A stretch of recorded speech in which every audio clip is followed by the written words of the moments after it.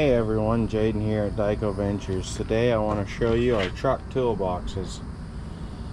So as you can see, this is a underbody box with drawers in it. Drawers are welded together. They roll on ball bearings front and back, so you don't have to worry about sliders giving out on you. These drawers can hold up to 150 pounds each.